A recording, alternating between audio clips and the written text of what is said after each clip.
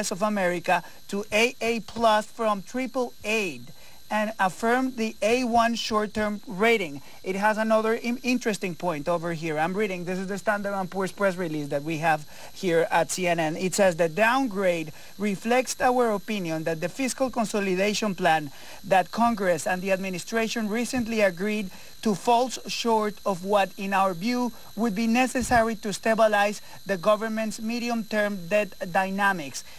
I'm going to continue reading because this is breaking news here in CNN. More broadly, it says the press release from Standard & Poor's. More broadly, the downgrade reflects our view that the effectiveness, stability, and predictability of the American policymaking and political institutions have weakened at a time of ongoing fiscal and economic challenges to a degree more than we envisioned when we assigned a negative outlook to a rating on April 18, 2011. So here you go. The U.S. has been downgraded by Standard & Poor's. This is a story that we've been following all day long. John, you were saying?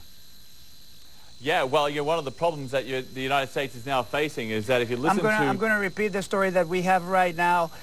Standard & Poor's has downgraded the U.S. debt.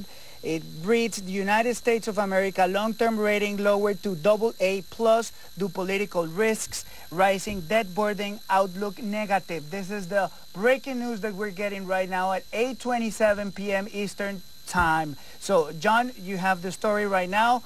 This is what's going on. It's already been confirmed, John. Yeah, we have confirmed it. We've got the information here now from Standard & Poor's. What this essentially now means, what this one rating agency is now saying, is that U.S. Treasuries that were once seen as the safest treasuries, the safest bonds in the world, are now rated lower than bonds which have been issued by countries like the United Kingdom, like Germany, France, or Canada.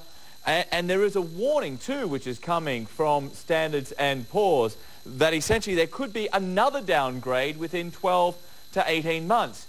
Alan Chernoff is once again with us in our New York bureau. And Alan, I guess that brief respite that the administration, the Obama administration, had when Standard & Poor's went back and did their numbers, well, it didn't last very long, did it? That's right. The administration apparently wasn't able to make much of an argument, in part, I would imagine, because of what I'm reading right here.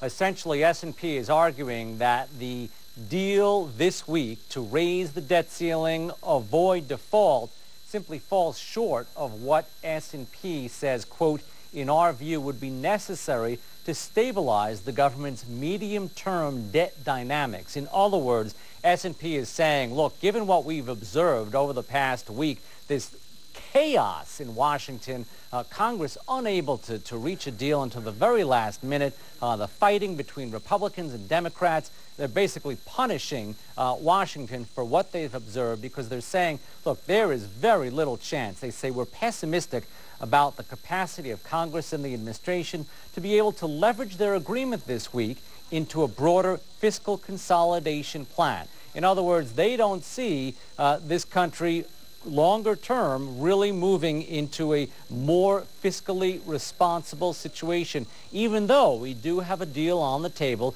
to reduce spending. Of course, some cuts already in place, and then the super committee in Congress is supposed to come up with further cuts, $1.5 trillion worth, but S&P is just not satisfied here. Yeah, I mean, what they're essentially saying is that there's concern that the United States will default on its debt. We've got to go. We're going to take a quick break. Alan Chernoff in New York, we thank you. Stay with CNN for this breaking news.